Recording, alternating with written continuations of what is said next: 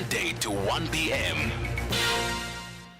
Right, 5 minutes before 1, let me read a few messages. Zaki Machabula says, Sakina, better both of your teams won last night, Chiefs and Arsenal. And I'm also happy about the display of Kaizer Chiefs. It was a good game, SK. Sawani says, Sakina, it's new South Africa for you, whereby criminals are protected by the law, be they rapists, murderers, illegal immigrants. Criminals can break into your house and do as they wish. During the NP regime, there was no such. Pilani says, I dare law enforcement officers to arrest me because if I had footage of wrongdoing on my property, I'll share it with to warn others. And as my take, if law enforcement were doing their job and doing their job well, there wouldn't be a need to post. Never received any feedback for cases. And then Garth says, if someone breaks into my house and I have CCTV images, I will publish. The criminal in the picture must complain, and I don't mind paying the fine. The criminal will be charged. I will only open a case against the perpetrators once they open a case against me. And Sir Ford says, these CCTV new bylaws, I wonder what the likes of Yusuf Abramji will make of those. Thanks so much for all of those messages. Sakina Kamwendo on SAFM. Now, the rape case of gender-based violence activist Andy Kawa is proceeding at the Gqeberha High Court, where the accused, Moses Nqesha, has pleaded not guilty on all 11 charges of kidnapping, robbery, theft, and multiple counts of rape. Kawa's rape incident made headlines after she was abducted and gang-raped for 15 hours while taking a walk at Kings Beach in 2009. The now 60-year-old Nqesha, who is being tried after his DNA for an unrelated alleged crime in 2020 matched that of Andy's rape kit. And for the latest in this trial, we joined on the line now by our reporter Kim Daniels. Kim, good afternoon. So it's been a long time, 15 years to be exact, but here we are. What further details do we know about the now 60-year-old suspect in this case? Hi, Sakina. Yeah, thanks for having me. Currently, Andy's being cross-questioned by the defense on the stand. They are basically going through a statement that she gave the court and she gave the state yesterday on the witness stand. I think the main agenda the defense is trying to push during her assault, she was blindfolded at the time, and they were going through the amount of times she was raped, and then they said the first incident she was raped, and then whoever raped her stepped outside, so she was alone. Then someone came in again, allegedly raped her again, stepped outside. So they're pushing the agenda that she's not sure if it was one person who had raped her or if it was multiple people that had raped her. And they're also saying that Andy was only blindfolded during the sexual assault or before the sexual assault began. When the suspect, Gqeberha, got her on the sand on the beach at Kings Beach, as you said, she saw who he was. But the defense is pushing the narrative that just because he assaulted her on the beach, physically assaulted her on the beach, doesn't mean he sexually assaulted her thereafter. So they are still in court at the moment, going through those witness statements. And Kim, is there great interest in this case given the headlines that it made back in 2010? Yeah, as you mentioned, it's been a long time coming. I've seen a lot of people who in 2010 took note of the incident and saw it on the headlines and are back in court today just to show their support for the victim. I've seen a lot of people come out. I wouldn't say out in numbers, but there are a few supporters of Andy in the court stands. And how long is this trial expected to last? How long has it been booked to sit for? That is unknown at this stage, but there is quite a lengthy witness list of people that did see Andy on the beach, or people that may have seen a a altercation between her and the suspect. So we aren't at this time sure if all of them are going to make it to the witness stand, but things are moving at quite a brisk pace, considering it's been so many years since the actual assault happened. And just a quick question, Kim, with regard to, other suspects, given that, as we said, it was said at the time that Andy was gang raped. So what did the police say? Were there any, other leads? Have they followed up? Is there any potential for the arrest of any further suspects in this case? That was exactly the question on the minds of many journalists in the court stands today, saying that if we are pushing this narrative, if it is a gang rape, were there any other DNA evidence on her body? Was that mentioned in statements? Have they followed up any leads? So at this point in time, we're just not sure, but for sure, we know thus far that Gresha's DNA was found on Andy's person at the time of a rape kit, and then linked to petty theft not too long ago in 2020. Well, that's where we'll leave it. Thanks so much, Kim Daniels, our reporter out in Gqeberha.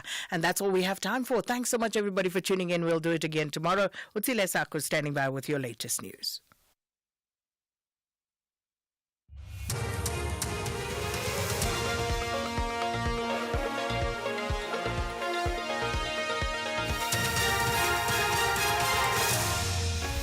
Thank you, Sakina. Top stories: warrant of arrest issued for John Block and dozens killed in a Sudanese displacement camp. Good afternoon. The National Prosecuting Authority in the Northern Cape has confirmed that a warrant of arrest has been issued for former ANC provincial chairperson John Block. It says, however, it's been suspended for 14 days. Block was supposed to appear in the Kimberley Magistrates Court today but did not show up. He was due to appear alongside former head of the Public Works Department, Patience Mokhadi, and Babereki Consulting Engineers Director Tseholekai Motaung. The accused are facing fraud, corruption and money laundering charges. Tabiso Khadebe reports. According to the NPA, Block was represented in absentia by a junior attorney. It was reported that he was indisposed, and as a result, his bail was provisionally forfeited to the state and a warrant of arrest was authorized but suspended for 14 days. He is now expected to appear in court on March the 18th when the court will inquire into his failure to attend court proceedings. Tabiso Khadebe, SABC News, Kimberley. A power outage appears to have sparked the adjournment of the National Health Insurance case in the High Court in Pretoria to this afternoon. Today is the second day of the hearing in the case in which the Board of Healthcare Funders and the South African Private Practitioners Forum have brought against the Health Department. The organizations want to halt the implementation of the National Health Insurance Act, saying it is unconstitutional and does not guarantee universal access to quality healthcare. COSATU has pledged solidarity with the department. Its members are outside court calling for the speedy implementation of the NHI Act. The hearing will be virtual. The legal representative for Kelly Smith, who is appearing in the High Court in Saldanha Bay Circuit in the Western Cape for the disappearance of her daughter Jocelyn, says his client will plead not guilty to the charges against her. They include trafficking of persons with the purposes of exploitation and kidnapping. 7-year-old Jocelyn went missing a year ago in the Middelpos informal settlement. Rinesh Sivnarain has read out his client's statement in which he says she has no knowledge of the offences she's accused of committing. Police are investigating a case of culpable homicide following a crash in which 10 people were killed on the N6 between Reddersburg and Smithfield in the Free State. A 2-year-old girl is among the deceased. 27 others were injured. The crash happened when a bus and a truck collided this morning. The authorities say one lane of the N6 has been reopened. Meanwhile, the Road Traffic Management Corporation spokesperson Simon Zwane says investigators are still at the crash scene. The RTMC has sent a team of investigators to the Free State to begin a probe into the crash that killed 10 people in the early hours of this morning. The RTMC reiterates its call for motorists to avoid traveling in the early hours of the morning, as information that has been collected over time indicates that most terrible crashes happen at dawn. And finally, 70 people, including women and children, have been killed in an artillery attack on a camp for displaced people in the north of Darfur state in Sudan. Local media say the paramilitary Rapid Support Forces shelled the camp yesterday. The BBC's Richard Kagoe has the details. The attack on Abu Shuk's main market happened at the busiest time of day. A health official who visited El Fasher's last functioning hospital told the BBC the situation was tragic. He described injuries ranging from mild to severe caused by heavy artillery. The camp is home to over 500,000 displaced people and has been declared part of a famine-affected area. Across Sudan, more than 12 million people have been forced to flee their homes since the war erupted nearly 2 years ago. Recapping the top story, the National Prosecuting Authority in the Northern Cape has confirmed that a warrant of arrest has been issued for former ANC provincial chairperson John Block. For SAFM News, I am Utsi Lesaku. Headlines at 1:30. SAFM 104 to 107 nationwide. Leading the conversation. Dr. Nikki Alexander, Dr. Thomas Chamberlain, and Dr. Jack Hodgson form a dedicated team of forensic pathologists who try to work out how and why the victim died. This series sees Nikki investigate a murder that's a carbon copy of a case from her past. She soon suspects that the killings are personal to her. But who will believe her? Meanwhile, Jack creates tension when he finds himself aligned with a police complaints investigator over the accidental shooting of a girl by armed police. And a seemingly random killing in the remote countrysides leads Nikki and Jack into the dangerous underbelly of a criminal world. This is Silent Witness. Thursdays and Fridays at 10 p.m. Starts 20 February only on S3. Open up.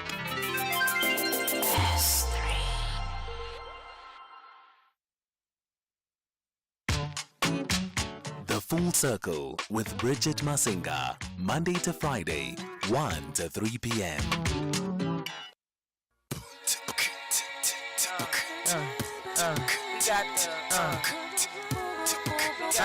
Refugee camp, conspiracy theory, why?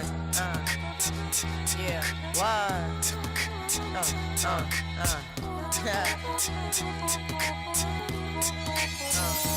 You're just too good to be true. Can't take my eyes off of you. You be like heaven to touch. I wanna hold you so much. At long last, love has arrived, and I thank God I'm alive. You're just too good to be true. Can't take my eyes off of you. Caught in the way that I stare. There's nothing else to compare. The sight of you leaves me weak. There are no words left to speak. But if you feel like I feel, please let me know that it's real. You're just too good to be true. Can't take my eyes off you.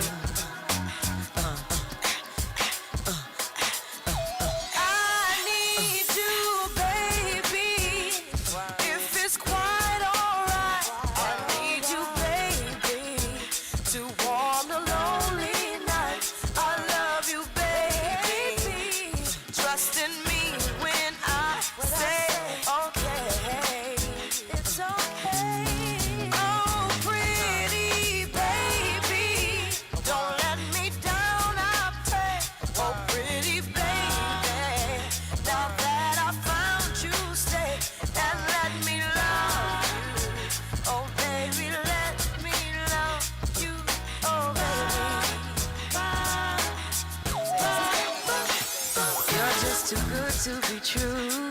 Can't take my eyes off of you. You'd be like heaven to touch. I wanna hold you so much. At long last, love has arrived, and I thank God I'm alive. You're just too good to be true. Can't take my eyes off of you.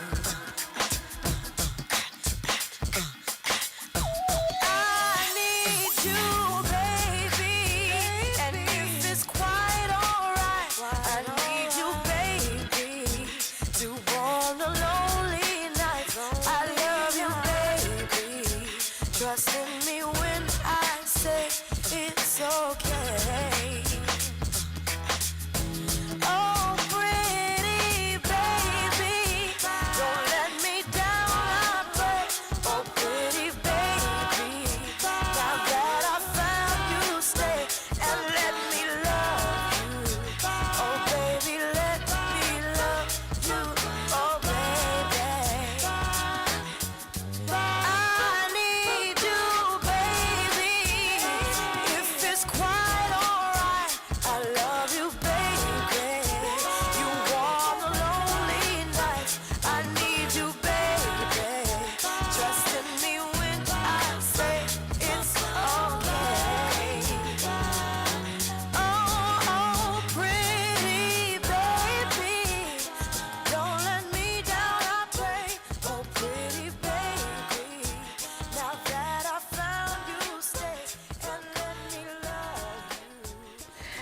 It is Lauren Hill coming through with Can't Take My Eyes Off You. And this one, it takes us back to 2013. That is how we kick off the show this afternoon. Hope you've had a great day. Things are shaping up to your liking. If they're not, though, you know what they say. If you're not having a great day, shake it off and make it a great day, right? Oh, why do I suddenly have a case of the hiccups? The strangest things happen when we are going live on air. We've got a jam-packed show for you today. We're going to be in conversation in the first half of the show with Dr. Tlaleng Mofokeng. She needs no introduction. She is a professional medical doctor and the United Nations Special Rapporteur on the right to sexual and reproductive health care. She is an advocate, really advocating for the voices of those who are oftentimes marginalized. Very active on social media and sometimes quite polarizing in her views and her perspectives, but forever engaging in conversations that need to be had. So we are going to be in conversation with Dr. Tlaleng. You can always feel free to join the conversation by WhatsApping us on 061 410 4107. That's our WhatsApp line. You can send through a voice note. You're more than welcome to do so, or you can give us a call on 086 000 2032. We also are going to be touching a little bit on some stages, pages, screens, and more today. The Chair is returning with a new host, but with the same mission to create jobs. We'll find out more around that production. And then it's Wednesday, of course. So, you know, on the other side of 2 o'clock, we have a relationship focus. But I'll let you know what is on the agenda closer to that time.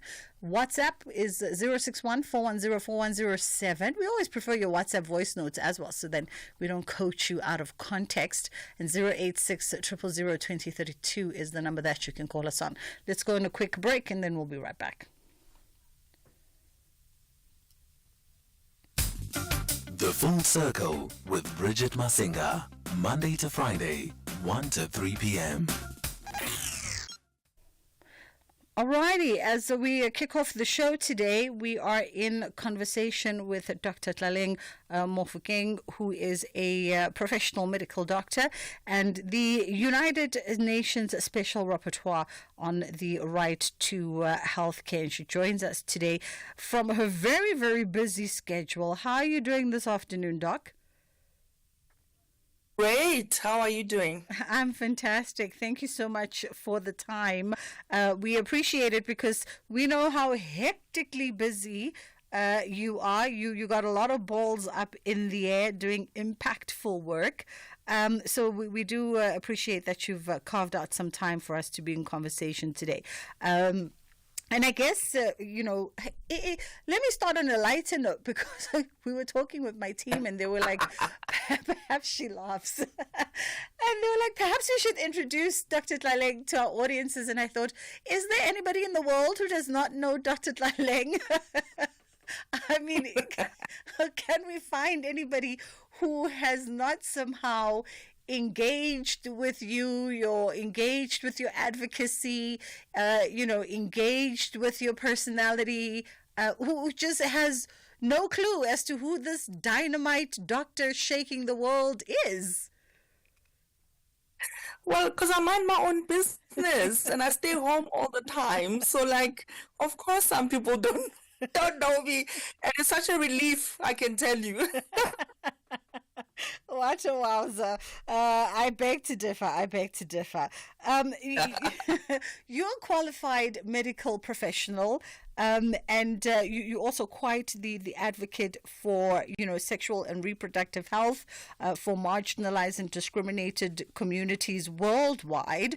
The passion to do this kind of unsung work for you and the importance of it, because not everybody would put their hands up and volunteer to advocate for those who are sometimes, sometimes left forgotten. It's such a personal one for me because I grew up in a household where children were seen and heard and encouraged, in fact, right, to take up that space and be children. And of course, then when one grows older and you get exposed to life in general, you actually get to sense how privileged you are to be able to have, a home that is safe and loving and encouraging, and that not everyone has that. And I think it was that early sense of awareness of how life is so different, but knowing, I think in my core, for whatever reason, that dignity is something that we all are so deserving, and that it must be protected, but in so much that we go through life, it is stripped away. And I think that's why my work is designed, and even at the UN, I dedicated these 6 years to this ideal of restoration of dignity. And so that centers a lot of what I do and what I say yes to, and often what I say no. It has to be in service of that. Absolutely. And obviously one must assume that, your parents were really in their own right, in their own era as well, and your family by extension, were disruptors to some degree. The fact that, you were encouraged and nurtured to have a voice at the table. And then the voice you ultimately have is a voice in black and brown communities that might be seen as you touching on taboo topics that must stay behind closed doors. And you've given birth to a generation of women who feel empowered to be able to tap into their sexuality, tap into their identity, and really own it in many ways. And it's so true because, and a lot of what you've just said, we are taught that it's reserved for other people. So as young girls, we must behave, we must do particular things, we must conform in particular ways. If you're a queer person, you need to participate in life through very strict rules, right? And you are not given that space and the space to just discover yourself and be who you are. And yet, when it comes to sort of sexual expression, sexual identity, gender identity, all of those, they are only ever encouraged when they are of service to other people. And what I'm about is that autonomy and bodily integrity and choice ultimately resides within the person, and it must be the person first and foremost who is empowered to make decisions, to get information, to decide, right? It be this phase of my life, how I want it to be. It may be different from the future, but right now, I need to be supported by systems as well, by a society as well, that is caring, that is just for everyone to thrive in it. And I think for me, it's that idea that we must thrive, and without our health, without our sexual and reproductive health rights, we cannot thrive, because we know a lot of what happens, in our menarche, when you start a period, in the entire life cycle, in the fertility period, even post fertility when you are menopausal. So much happens, right? And so it's important to really be intentional about how we care for people, how we give information, and create systems and health systems that's able to provide them with the necessary services and support. We are in conversation with Dr. Tlaleng, as she is fondly known by her community, and she's dedicated her entire career to advancing sexual health and supporting marginalized communities, and of course advocating for legislative changes to improve access to health. If you want to be part of the conversation, you're more than welcome to send through a WhatsApp on 061 410 4107 and 086 000 2032 is the number that you can engage us on. And you've been a staunch advocate for sexual and reproductive health rights, particularly focusing on adolescents, the transgender and intersectional communities. And I wonder, where are we in as far as this conversation is at the moment? Are we advancing the necessary changes and the policy transformations that actually make access to health more equal and equitable for those that need it the most? I think there's two ways to answer that, right? So there's absolute necessity for a legal framework, for policy guidance, even for clinical guidance, right, in how to support intersex persons, for example, transgender people, for example, but also like lesbian, bisexual, queer women in general, and trans masculine people in terms of their reproductive health. There is that need to have, especially because we have an amazing constitution that already affirms these health rights as rights. rights, right? But that they need to actually become tangible actions that support the realization of these rights in clinical practice, in everyday care. And that's what we are missing. We are missing the link between turning policy into dignified, timelier services. And for me, even if you think about the disability rights, right, the fact that we have a lot of people in the country now who are working to make sure that disability rights are expressed fully in the Constitution as part of human rights. So we do have on the one hand, a good constitution to draw from, but we do need that to be matched with policy guidance, clinical guidance, and I think training, and updating of the medical curriculum to be able to have healthcare workers who graduate already with a sense of human rights, with a sense of what it means to be truly inclusive in how we practice medicine.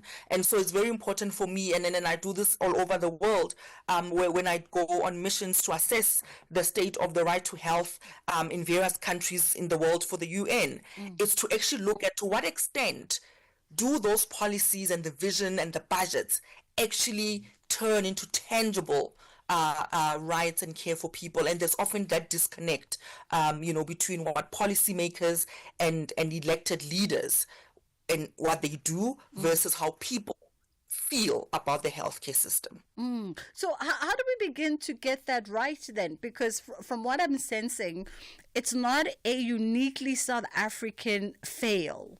There's traces of this inability or this gap globally from the work that you do. So how do we begin to bridge that and make sure that that link, as you say, between turning policy into dignified health services is actually realized and is speedily realized? Because one would argue that we fast run out of time to be talking about things. We know the issues that we deal with, and we know the interventions and the implementations that they need to be put in place.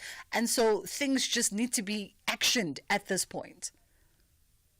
So what happens is that, and this is part of the technocrat ways of health systems, is that you make budgets, you make line items, you make allocations, and at face value they may just seem like they are just how things are done and how things have been. And many people in positions of power in elected leadership and civil service, they will tell you, but this is just how it's always been. So what we need more of is open-mindedness and a willingness to actually say, what has been no longer works for the people who are already marginalized and made vulnerable by the system. And that people in this system who are leading the system should pride themselves with knowing that what they are in charge of is not leaving anyone behind, that there's no policy, there's no program that is going to systematically and structurally leave people behind. We need people who are most affected by policies, by resource allocations at the table to be heard. What we often have is civil society participation as a tick box exercise to say we're consultative, but there's no actual meaningful, consequential, participation. What do we also need, which is something that South Africa is really incredible about?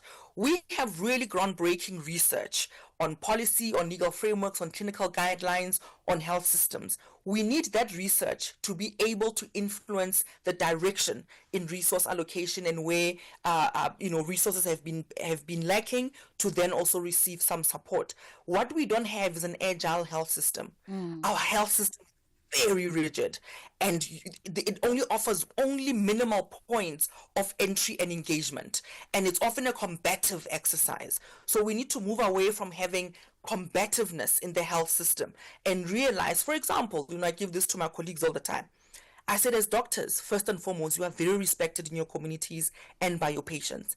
And that oath that we took included advocating for your patients, included being a custodian of resources in the health system, which means we cannot be passive participants, not in the NHI, not in the health budget just ordinarily, not in any point of the health system. We should be so passive as we are. Because if we are advocating as healthcare workers for our own right to a healthy, conducive work environment, that is a healthy, healing environment for our patients. And so we need to see it as a win-win. And so it's a top-down approach, both at the national levels with the leadership there, but all the way into the health facility, where you do have this combativeness between healthcare workers and patients, which is unfortunate, right? Because doctors and nurses are the face of a system that people feel is failing, but they themselves are workers in a system that's already failing them. And so it's not combat. It's how do we do this together? And I think the system has to be a bit more agile and a bit more responsive, and there ought to be better entry points for engagement. Yeah. And in the context of South Africa, a lot of, if you follow political discourse close to election times, there are certain parties that advocate for what you're saying, the agility of the healthcare system, and also the proficiency of the healthcare system, and oftentimes pointing out that in the context of South Africa, it is the low-hanging fruit. Where, policy and transformation can be tested with success, and all it needs is a willingness of leadership to drive implementation. It's very true. And I'll give an example, right? The national health insurance as a concept is not a South Africa thing. Universal health coverage is actually a global agenda, right? Not only to just meet sustainable development goals, but also to affirm and to protect the right to health, in which it's so inclusive about underlying determinants of health, access to health services, and much more, right? Even climate is featured in there. So when you look at how we take global visions, agendas, which are very important, and how we translate them into the national context, we had pilot projects many years ago, more than a decade now, in different districts in health in South Africa. And those provided us with a lot of points of how to improve. The pilot projects in totality were a disaster, right? They are freely available on the internet. But what one would have expected in the interim, because of the commitment, right, to this NHI as the administrative vehicle for giving us universal health coverage in South Africa, we should have included healthcare workers, academia, all sorts of research and development, and underlying determinants of health. We should have included all of those people, including the people themselves in these communities, to then say, here are the results of the pilots. They were horrendous. How do we move? By now, in terms of time, we could have gained so much more. We could have improved so much more. We could have shown in those particular districts what this model has the capacity to do, and take into account the many submissions that healthcare workers and communities have provided, right, to the department to say, these are our different concerns. And they range, right, from different levels of health systems. And so if you had that agility in the health system, those pilots wouldn't have just abruptly stopped. We should have seen infrastructure development and investments. We should have seen healthcare workers who have been trained in particular curriculums to be able to give us this universal health coverage. We should have seen budgets and communities participate, right, in the management of their own facilities. And so by now we would have had all of that golden information. So I think for me, it also speaks to foresight, right? On the one hand, it's good to have a vision that you say, come hell or high water, we are doing this thing. But at the same time, you ought to bring people with you. Take people with you along, explain things, and take things step by step, which is what I think is often missing. Yeah. We're going to come back on the other side, Dr. Tlaleng, and continue our conversation. And our WhatsApp lines and our phone lines are also open if you want to share your views or your perspective, or if you just simply want to, honor the doctor and the work that she has done. 0614104107 is our WhatsApp line, and 086 000 2032 is the number that you can call us on. Otsile standing by with the headline news.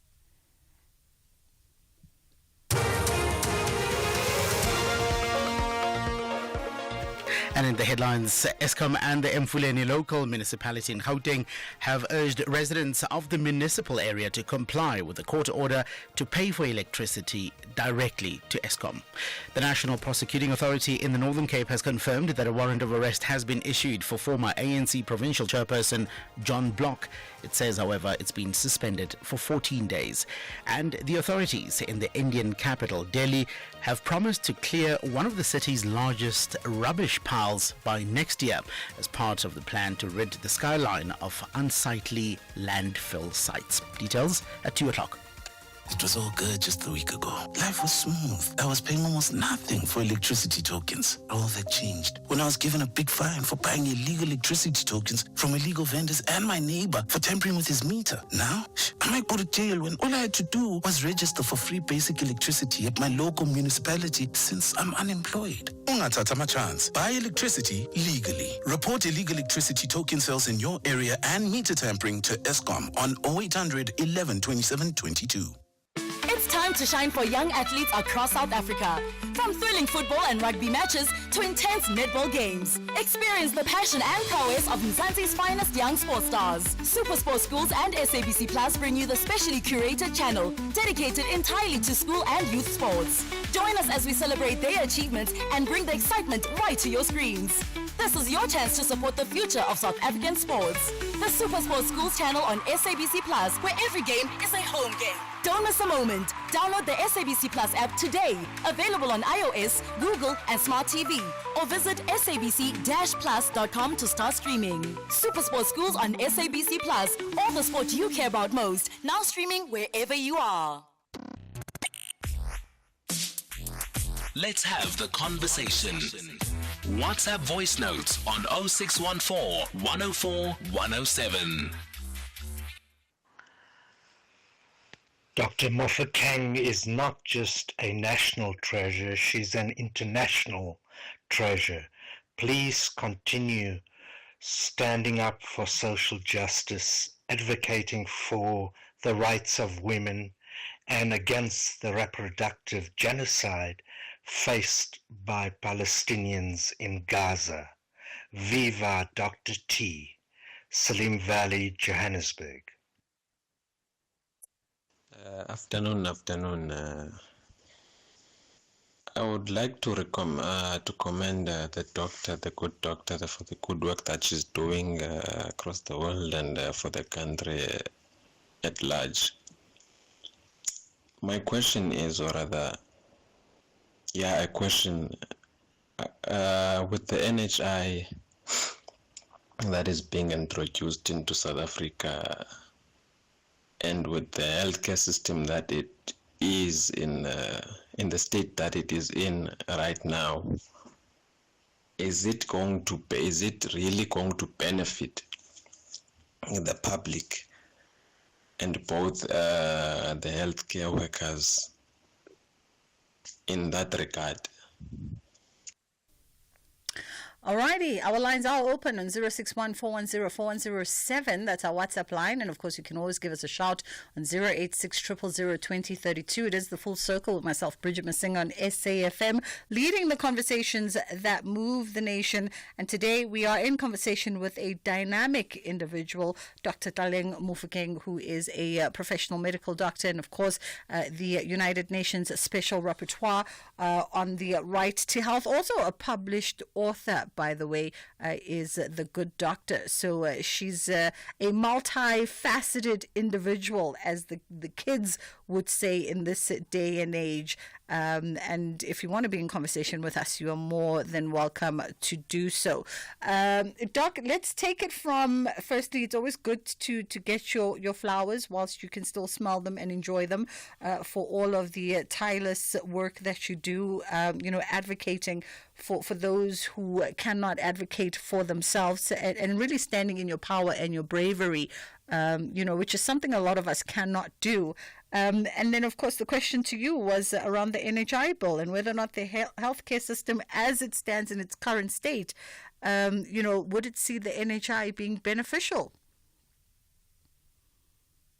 This is a tough one because I also belong, of course, to my medical association as a licensed practicing healthcare worker, and I support, of course, the current concerns, right, that everyone in South Africa can agree that we need universal health coverage, we need to improve health outcomes as they are today, and we need to make sure that healthcare is accessible to everyone everywhere. So that's not the problem. The question is the vehicle in which we are going to make this a reality. And the concerns for me are on the fact that at the moment we already have administrative bottlenecks in terms of access to care, even for South Africans. Proof of residence, there's a lot of other particular issues that make people have delay in care. You can even talk about the cost of transportation and how some people still have to save so much money to get to hospitals for tertiary care. I mean, I come from Kwakwa, and I know the Manapo Hospital every Monday, the ambulances and the patient transport system, people have to be there at 2-3 a.m. in the morning for a long journey to Bloemfontein, sometimes not even get to see the doctor until the next cycle, right? So we are all very viscerally aware of the problems. But I don't think that adding more administrative layers, which often feel punitive when you read the policy, is the right way to go. What we support and understand is that we need to ensure equitable allocation of health funds and resources. We need to make sure that this domestic funding, right, underscoring domestic, especially in this context of executive orders from a major donor in health, cascading and impacting, right, all of health programs everywhere in the world. So we understand, and I understand, the persistent deficit, the recurring challenges in financing our health system. And I'm not convinced, and nowhere in the bill have they demonstrated enough for me to say, indeed, this model is well financed and it can be sustainable. On the one hand, they talk about taxes. On the other hand, they talk about raising funds from other cases. What's going to end up happening? Patients are just simply going to end up co-paying, and they're going to replicate the private health system of medical insurance, which is not actually what we need. We don't need privatized methods in a public health setting, and we just call it NHI and think that's just acceptable. When you look at the details, the issues around infrastructure, the issues around building even more health facilities and resourcing primary health as the cornerstone of the health system, I'm still not convinced. So we need, important principles of medical ethics, health economics, that they merge, but they must not lead to corrupt practices or poor management, which already have, right? Yeah. Which already result in negative health outcomes. So those administrative bottlenecks, those issues of sustainable, equitable funding domestically, very, very problematic. And of course, my colleagues can speak a lot more about the need for licenses that we will have to apply for. There's a whole lot that unfortunately is going to impact the healthcare worker's ability to self-determine where she or they want to practice, for example. So there are a lot of things to still grapple with in there. Yeah. It's so quickly how fast 20 minutes flies, but I just want to wrap it up on perhaps, not a lighter note, but a different angle to the work that you do. And I want to ask you the role of media and education in health communication, right? Because you've been very good in the years that you've sort of presented self to public. I wanted to say in the years that you've brought brand Tlaleng to us. And you've been very good at collaborating with platforms, media platforms, both radio and print, in driving your message and driving your advocacy. And how does media, or the role that media play, how does that become crucial in these conversations, whether by way of changing attitudes, by way of raising awareness, and of course amplifying the very necessary voices that sometimes get snuffed out in the system? So important, and so important that I have taken the last 20 years of my career and have institutionalized it in the Dr. Tlaleng Mofokeng network because of the power of media that I believe in, and that I can drive really bold feminist conversations around health equity, around freedom and liberation everywhere around the world, and Palestina Libre, there will be justice overall. That conversation and that interpretation of media and how I've used it to advance human rights and the right to health has been really instrumental because, the Dr. Tlaleng Mofokeng show, which now lives on YouTube and people are more than welcome to please go and view those, brings conversation that humanizes people, that really truly brings vulnerability to the fore. So the people who are even on the show with me as experts, first and foremost, they bring themselves as vulnerable as they are. And it's my hope that in that vulnerability,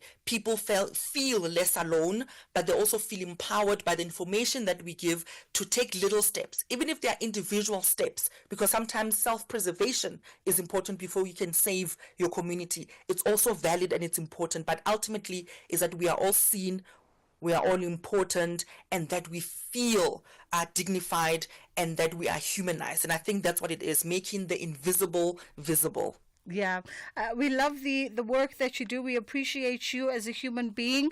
And congratulations on the launch of the Dr. Tlaleng show. I follow Dr. Tlaleng on social media, so I know when she was busy prepping, getting the equipment, the excitement and the nerves and the anxiety. But it's going to be a great platform indeed, brought to you by Dr. Tlaleng and some incredible collaborators. And now we can add another slashy and say, a YouTuber to the many slashies that follow your name and your profession. And hopefully, I don't know, SABC needs to pay me these days, because I keep saying that I just feel as though everyone must come on the SABC platform. So to those who are listening, maybe we get Dr. Tlaleng to bring her show to SABC. That's where we're going to leave it with the good doctor this afternoon. It's just gone 2 o'clock.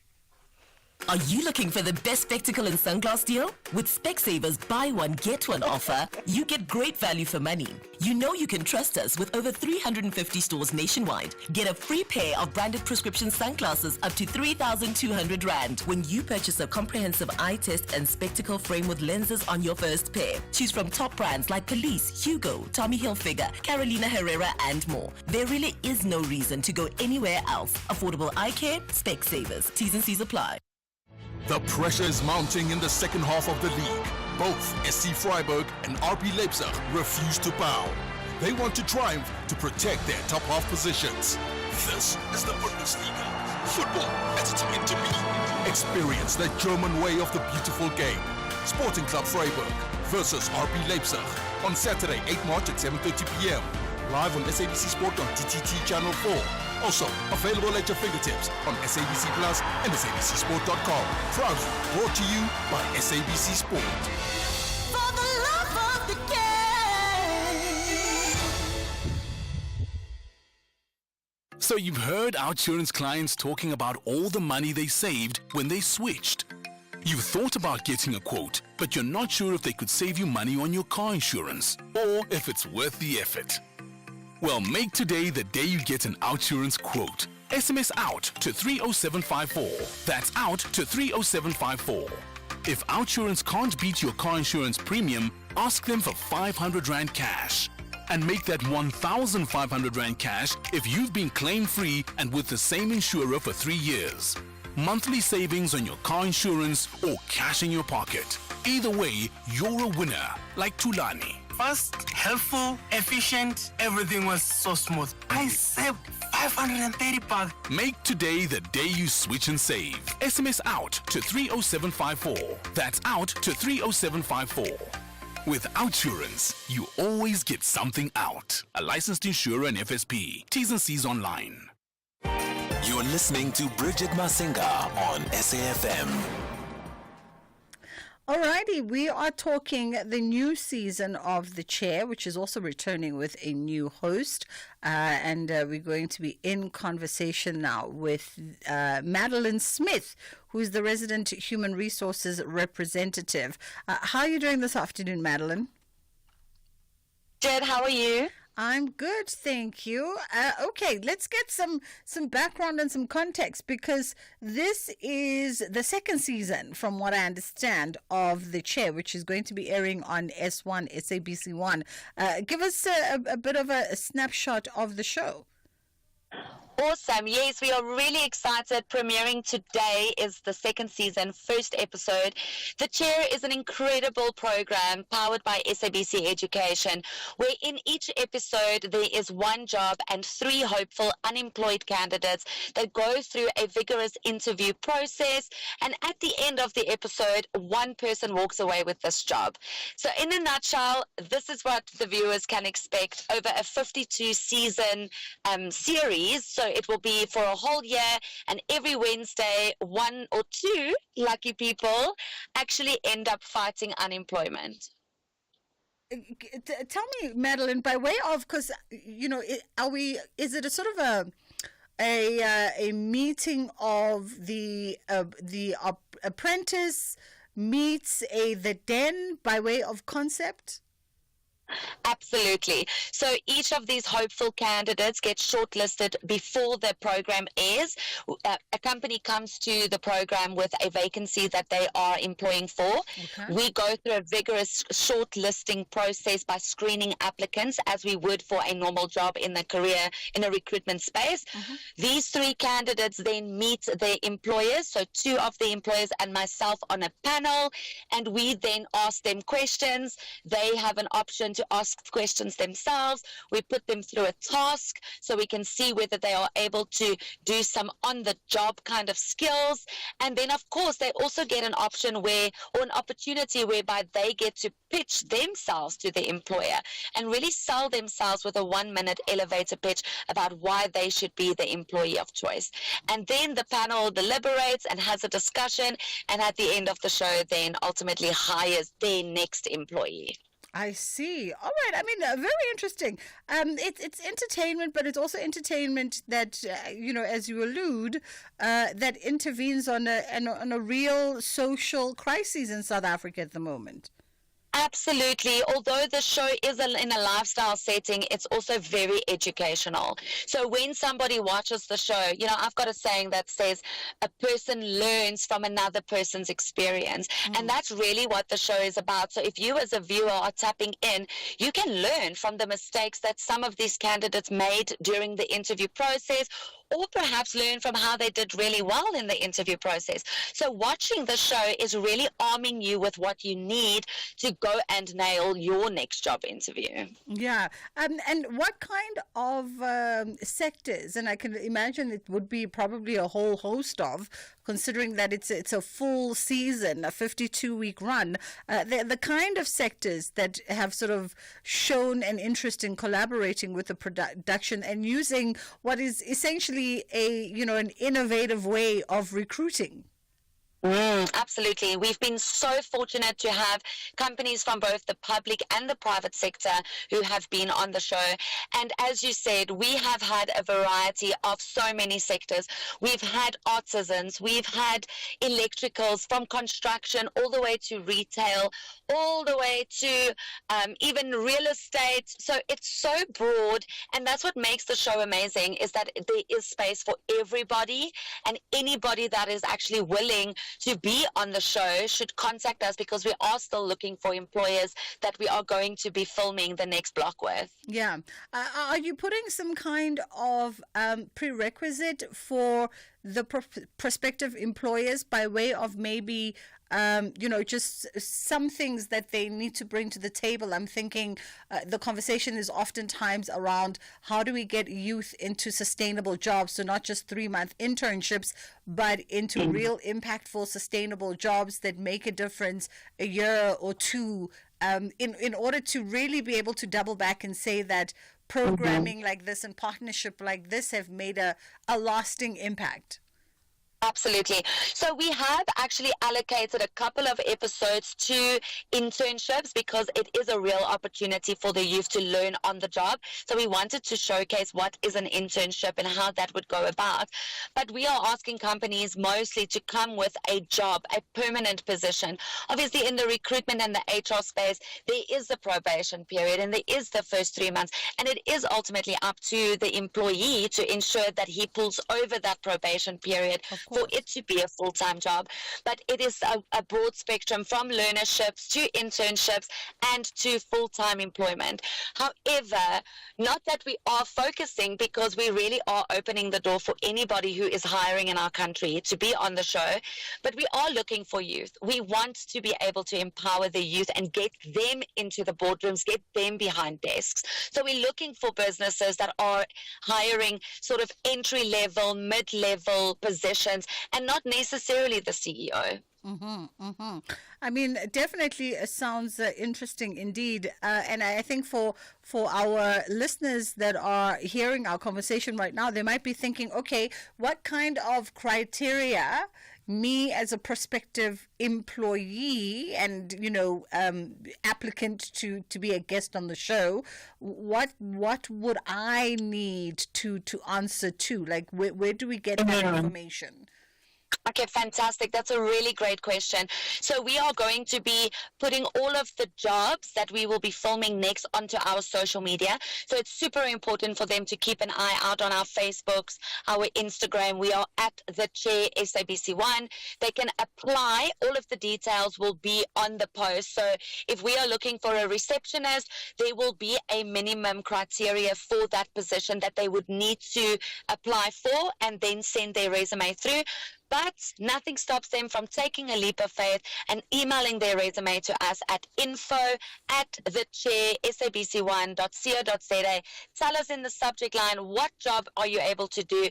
Attach your CV, and we then troll those. So if we are looking for a receptionist and you send us your CV, we will be in contact with you. Obviously, as the viewers can understand, we receive thousands of applicants for any position that we advertise, and we really do shortlist these candidates based on the shortlisting criteria for the position, and then, of course, their availability to be on the show as well. Yeah. Just by way of our final thoughts, Madeline, talk to us about, and I should have asked this way earlier on, because you are the resident human resources representative for the chair, but talk to us about the sort of the collective panel that engages the contestants or applicants. I know obviously there'll be representation from the respective companies as well. But are there also other recruiters who are permanently on the panel, or other elements that one looks at? I'm thinking, I don't know, psychologists and, things of that sort, like the diversity and the makeup of the panels. Yeah, so the panel on this show is made up out of 3 chairs. So I sit in all of the episodes as the resident HR, and then the employer brings 2 representatives from their business. This is usually the CEO and the HR manager, or the hiring manager and the line manager. So 2 people on the show that is going to be overseeing that position, and that is in a hiring capacity. So those is what make up the panel, is the 3 chairs. Awesome. Sounds like a fabulous idea. And listen, I don't mind being the ghost chair, and I'll just come look out for the vibes. Absolutely. It's such an incredible show. It feels good. It's educational. You get to meet these candidates and the journeys that they are on, and to see somebody at the end of the show just change their lives is one of the most rewarding things I've ever done. Privileged to be back for another season, but excited for South Africa to tune in and watch. Have we TX'd already on Wednesdays? That's correct. Every Wednesday starting from today at 4:30 on SABC1. Awesome stuff. Madeline Smith, thank you so much for the time. And Madeline is the resident human resources representative on the chair. So if you are out there looking for an opportunity of employment, maybe even looking to pivot or trying to challenge yourself in a different space, who knows? This could be an interesting way for you to go about it. We live in unprecedented times, so you might as well try the unconventional way. The chair on SABC1 and at TX services tonight at 4, well, this afternoon at 4:30 p.m. That's on S1.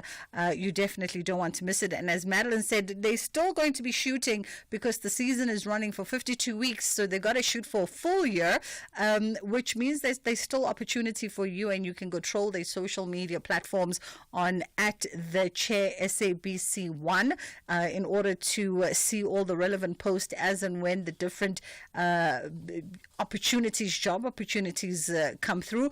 Or you can also be proactive and email them your CV and your biography at info@thechair.sabc1.co.za. And if something of relevance comes up, who knows, they might just send you that casting call. So that's info@thechair.sabc1.co.za, or you can find them on social media. Their handles are at the Chair SABC1. All the very best of luck to you guys. Let us know how it fares. You know, if you heard about the Chair on the show and then it happens to lead to an interesting adventure, please do double back and be in touch with us and let us know that you applied to be a contestant and ultimately you ended up in X, Y, and Z position, and this is how it's working out for you. We're going to take a quick pause, and then it should run us to the top of the hour, and we'll come back and get into the news with Otsile. Hi everyone, I'm Dean McPherson, the Minister of Public Works and Infrastructure. In the State of the Nation reply, I announced that we're releasing 31 state-owned properties for redevelopment that will generate 10 billion rand in investment and create 165,000 new jobs. These public-private partnerships will help us realize our dream to turn South Africa into a construction site. To achieve this, the department in 2025 will be leveraging reforms in infrastructure development through Infrastructure South Africa, release requests for proposals to redevelop our small harbours, which will create tens of thousands of new jobs, as well as reforming the expanded public works program to ensure it becomes a genuine stepping stone to permanent employment. We are accelerating efforts to get more cranes in the sky and more shovels in the ground. Our department is working for you and with you to build a better South Africa for the future. Whether it is a CCMA referral, problems with a mechanic, or unfair blacklisting, clientele legal plans are affordable, and you receive up to 670,000 rands worth of legal services per year. We cover civil, criminal, and labor-related matters. Our legal team will be your support 24 hours a day. SMS SAFM to 32195. That's SAFM to 32195. Clientele General is an authorized FSP and a licensed non-life insurer. T's and C's online. Standard rates apply. This Human Rights Month, SAFM is deepening a culture of social justice and human rights. It's a time to reflect, engage, and take action for a more just society. From thought-provoking discussions to powerful stories, SAFM is leading the conversations that move us, because your voice matters, your rights matter, and together we shape a better future. SAFM, leading the conversations that move us.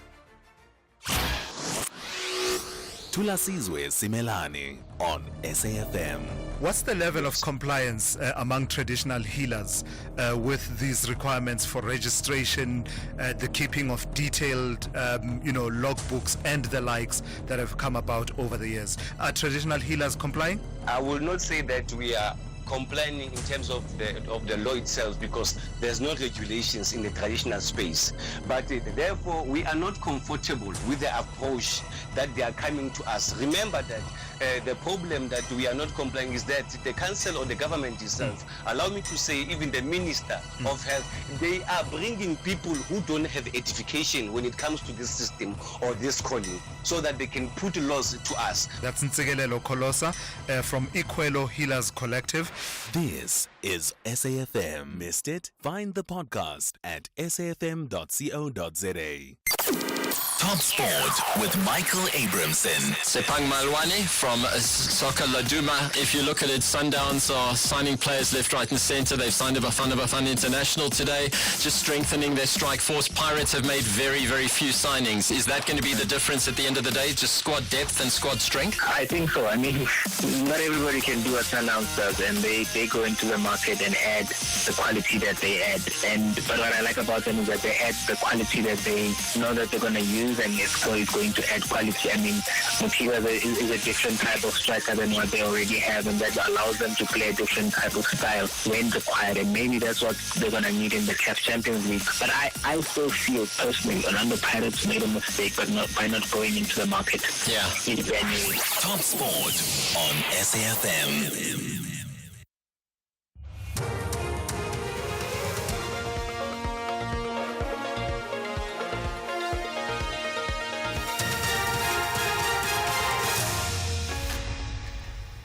Top stories at 2 o'clock. Mfuleni residents urged to pay for electricity directly to Eskom, and warrant of arrest issued for John Block. Good afternoon. Eskom and the Mfuleni local municipality in Gauteng have urged residents of the municipal area to comply with a court order to pay for electricity directly to Eskom. They say some customers are violating the court order. The High Court in Pretoria handed down judgment 2 years ago after Eskom took the municipality to court for not paying revenue collected from customers. Gauteng Eskom spokesperson Amanda Riti says they are concerned about defaulting customers. While several customers have already complied with this requirement, it has come to our attention that some customers are still not making payments directly to Eskom. We urge these customers to make their electricity payments directly to the Eskom First National Bank account using their Mfuleni account number as the payment reference. All lanes on the N6 between Reddersburg and Smithfield in the Free State are now open for traffic. The road was closed early this morning after a crash between a truck and a bus, which claimed 10 lives. A 2-year-old girl is among the deceased. About 27 people have been transported to hospitals in Bloemfontein and Smithfield for medical attention. The mother of a missing 7-year-old Jocelyn Smith says she had left her children with instructions not to go to school on the day of her disappearance because their uniforms were dirty and she had to leave for work. Kelly Smith's testimony was read out by her lawyer, Rinesh Sivnarain, during the trial in the Saldanha Bay Circuit High Court on the Cape West Coast. Smith and co-accused, her boyfriend, Jacques Napolis, and mutual friend, Stephen van Rijn, are on trial for the disappearance of her daughter, Jocelyn. Sivnarain says his client is pleading not guilty to the charges of trafficking of persons with the purposes of exploitation and kidnapping. The National Prosecuting Authority in the Northern Cape has confirmed that a warrant of arrest has been issued for former ANC provincial chairperson John Block. It says, however, it's been suspended for 14 days. Block was supposed to appear in the Kimberley Magistrates Court today but did not show up. He was due to appear alongside former head of the Public Works Department, Patience Mokhadi, and Babereki Consulting Engineers Director Tsogolekai Motaung. The accused are facing fraud, corruption and money laundering charges. Tabiso Khadebe reports. According to the NPA, Block was represented in absentia by a junior attorney. It was reported that he was indisposed, and as a result, his bail was provisionally forfeited to the state and a warrant of arrest was authorized but suspended for 14 days. He is now expected to appear in court on March the 18th when the court will inquire into his failure to attend court proceedings. Tabiso Khadebe, SABC News, Kimberley. And finally, further afield, the authorities in the Indian capital, Delhi, have promised to clear one of the city's largest rubbish piles by next year as part of the plan to rid the skyline of unsightly landfill sites. Over the years, waste from the city of more than 30 million residents has built up to piles up to 60 meters high. The BBC's Anbarasan Etirajan has the details. Delhi is a mega city and its waste has been building up for years. It's believed to generate more than 11,000 tons of solid waste each day. This has been gathering in tall, grey and black mounds which are visible from kilometers away and also emit an inescapable stench. One site has spread across 70 acres. The newly elected Delhi's Environment Minister Manjinder Singh Sirsa said there would be no new sites and waste would in the future be processed. Recapping the top story, Eskom and the Mfuleni local municipality in Gauteng have urged the residents of the municipal area to comply with a court order to pay for electricity directly to Eskom. They say some customers are violating the court order. For SFM News, I'm Utsile Saku. I'll be back with headlines at 2:30. SAFM 104 to 107 nationwide. Leading the conversation. Fizzy drinks and fruit juices can make our children sick. Sugar is dumped into their bodies with every sip, which could lead to obesity, heart disease, and diabetes as they age. We must protect them from drinks high in sugar. Demand a stricter health promotion levy now. Sign the petition on heala.org. That's HEALA.org. You are listening to The Chill Zone with Bertha Charuma. When it's a male who makes the money, we don't seem to have much of a problem. You know, as a wife, as a girlfriend, you kind of like go along, he gives you petty cash to do what you need to do. But when it is now the woman who makes money, and to try and give your partner pocket money, it almost feels as though we're breaking the rules. We all grew up with a certain understanding of what a man is. We all grew up with a certain understanding of what it is that makes a man a man. So here you are, the thing that you assert and say, this is what makes me a man. I pay the bills in this house. I do A, B, and C.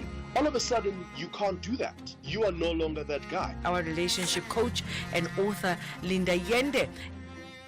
Bertha Charuma on SAFM. The Full Circle with Bridget Masinga, Monday to Friday, 1 to 3 p.m.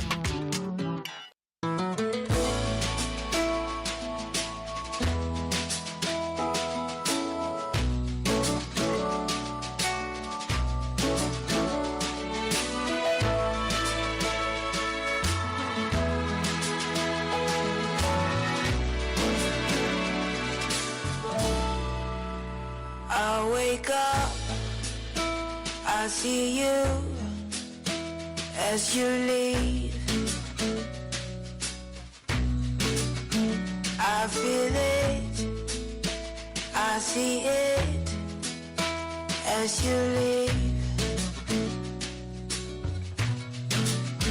When we kiss, I went deep, but you're far.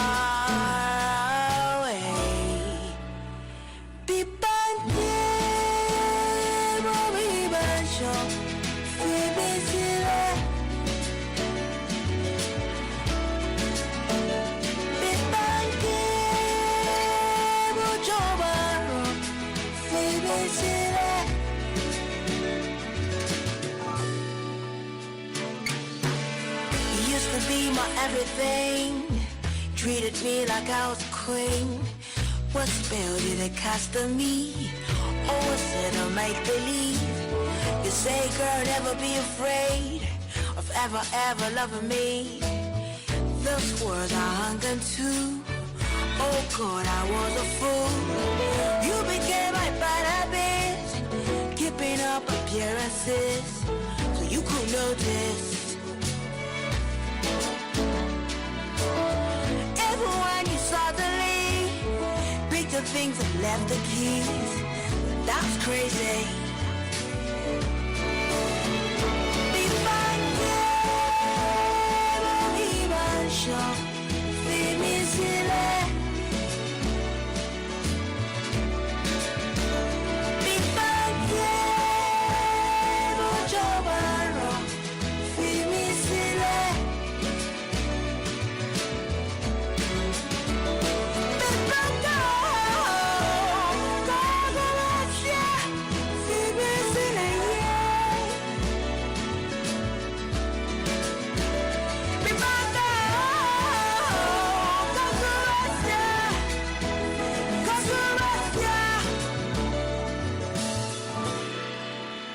Motiva mi folua Kosho Koshoa Motiva mi folua Kosho Koshoa Iwanika Shasha Iwanika Shasha Iwanika Shasha Iwanika Shasha Iwanika Shasha Iwanika Shasha Iwanika Shasha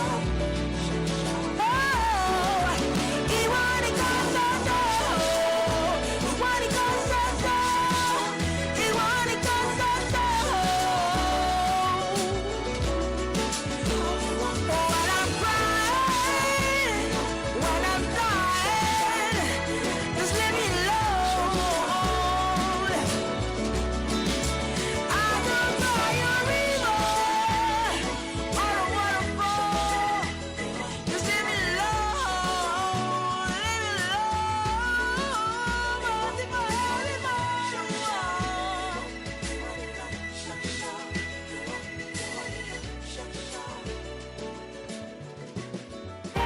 You're listening to Bridget Masinga on SAFM.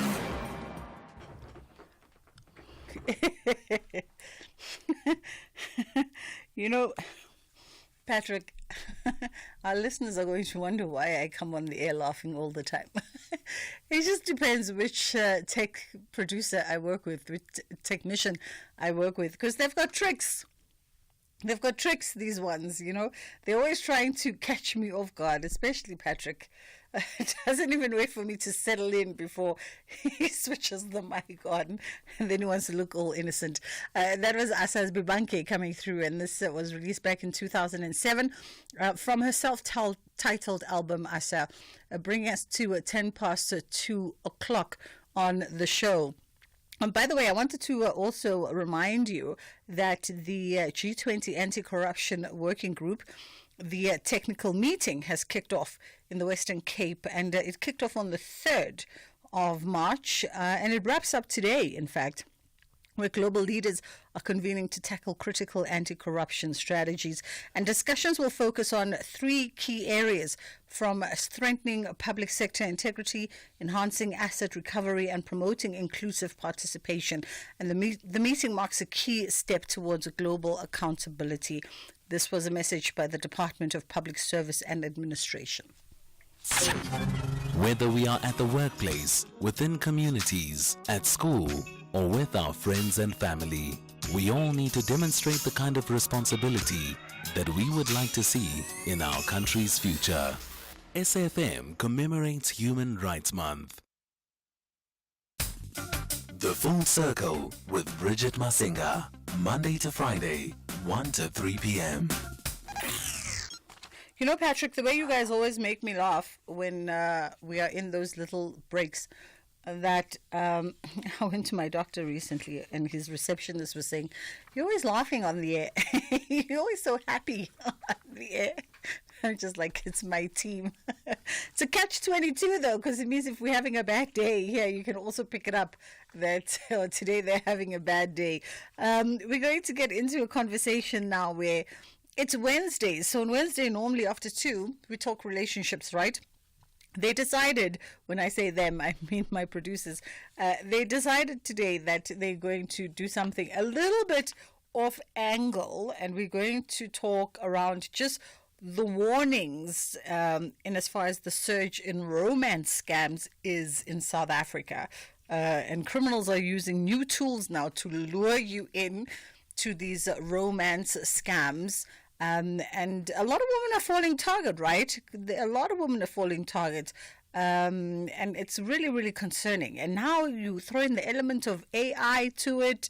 You throw in the element of deep fake images, and things just go completely crazy.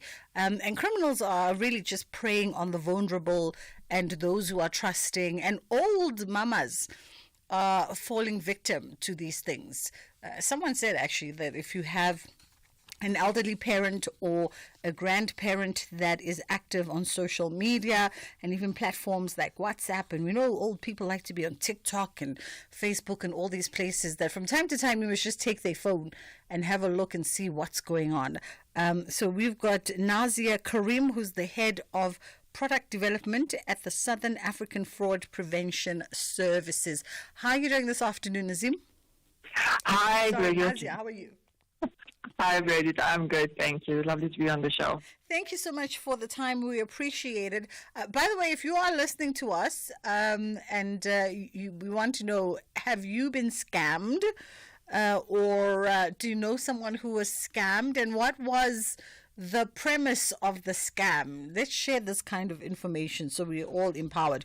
Nazia, thank you so much for being on the show. And I guess maybe a lot of folks would like to know from the jump, what are some of the more common scams that we're currently seeing, particularly those as well that target, vulnerable communities, women, elder communities? Are there trends that we're seeing that have either persisted in certain scams or new scams that have suddenly found their way out there into our community? Well, in South Africa, the top 3 scams are advanced fee scams, investment scams. Investment scams and online shopping scams quite common in the advanced fee category. And more recently, romance scams. It's something that is not spoken about much. It's not reported much, but it's definitely prevalent. So those are definitely the scams that are coming out right now. Cyber scams is definitely infiltrating every one of those aspects in every format, whether it be an online shopping, investment, or a romance scam perspective. Yeah.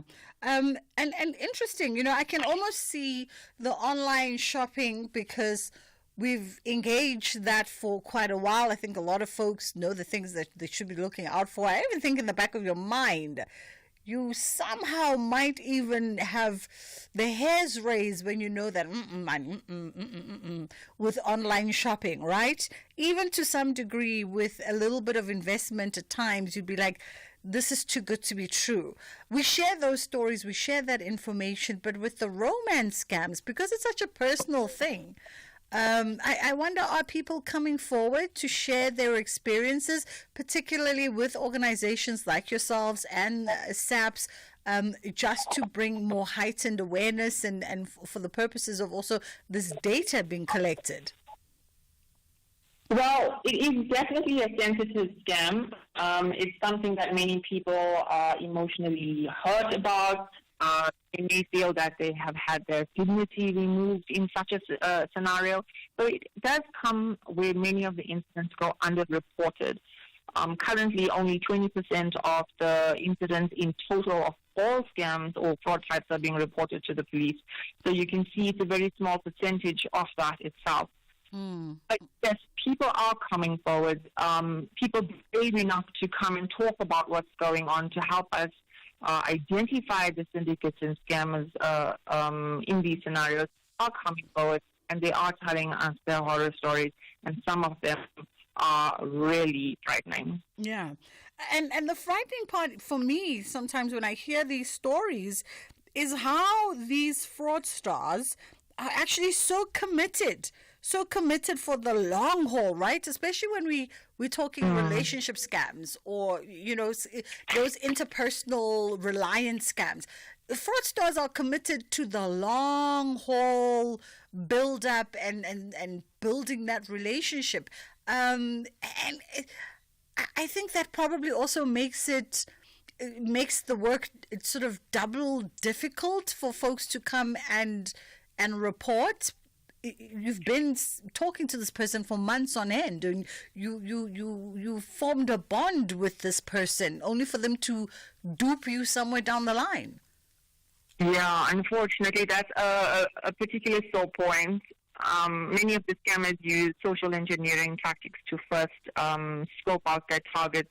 They learn about you online based on the information you shared about yourself, about your family, about your hobbies or your lifestyle. And then they've decided, okay, these are the particular people or group of people that I'm going to look at targeting. you may have applied for an online dating application and, started looking for a partner online, and they would have researched you, built that profile, presented you with the ideal partner that you're looking for. And in that way, they are enticing you. And once you see that perfect partner online, you want to react. And then they go trust-mongering. They build that trust. And they get you to believe that the interest is valid. And once you are at that point, they ask for you to share personal information, confidential information. In the end, you'll end up giving away this information thinking that the person that you're sharing with is genuinely interested in what you have to say or what you believe in, or maybe genuinely interested in taking the relationship to the next step. And I can't help but continue to harp on the fact that women are particularly vulnerable to these scams, and the unfortunate part is from time to time in social media we also see elderly women falling victim to these kinds of romance scams and losing hundreds of thousands of rands to these these fraudsters and these scamsters. No, it's definitely true. Women are particularly vulnerable in many instances, but in our stats for 2024 actually reflecting that 54% of the victims that reported incidents, the victims were male. Oh. Yes. Interesting. So in particular, the male victims are targeted in a blended romance investment scam type scenarios. Males are more interested in building their wealth and legacy to build a family or looking to invest in their portfolio. So males have been targeted from that perspective because it's easier to generate or to move them into an investment scam, blended romance scam. Oh, okay. So I present to you as though, we have a love interest, perhaps we're getting to know each other. There could be a spark there. And then suddenly I'm pitching you some great idea that I've heard about this great investment that's good on returns or business opportunity, because now I've hooked you with my heart and everything else. And now I can hook you with the let's build a dream together. Yes, that is technically how it goes. Males are more susceptible to believing a woman. So if you come forward and you present yourself as someone who's gone through this investment and you've experienced it, so yes, they take the next step after that, after manipulating you emotionally into investment scams. It's not to say that women don't fall victim to these types of scams, but the target in that particular type of MO is more generated towards the male gender. Yeah. Let's take a quick pause and we'll come back and continue our conversation with Nazia Karim. We're talking scams, romance scams, blended romance scams. Let us know your story. Day 15. Location undisclosed. Mood brave. Music Eye of the Tiger. Dear Diary, it's been 2 weeks of epic challenges against some of the most memorable and epic Survivor contestants. I have endured some harsh weather conditions, unbelievable drama, and these fire tokens have given me and the other contestants a second chance to stay in the game. Food. I feast on the defeat of my enemies. Vumi over there is busy planning and scheming, thinking that he can get me off the island. Never mind though. I will win this and take home $2 million. We're gonna be rich, Papa. Rich Goopy Wanaponani, are you doing that thing again? Come and get your dinner, Mr. Fake Diary Sessions. We're now on Survivor. Oh, the world will fall. Catch Survivor Season 40, Winners at War. Thursdays at 6 p.m. Starts 27 February on S3. Open up. The pressure is mounting in the second half of the league. Both SC Freiburg and RB Leipzig refuse to bow. They want to triumph to protect their top half positions. This is the Bundesliga. Football as it's meant to be. Experience the German way of the beautiful game. Sporting Club Freiburg versus RB Leipzig on Saturday, 8 March at 7:30 p.m. Live on SABC Sport on DTT Channel 4 Also, available at your fingertips on SABC Plus and SABCSport.com. Proudly brought to you by SABC Sport. For the love of the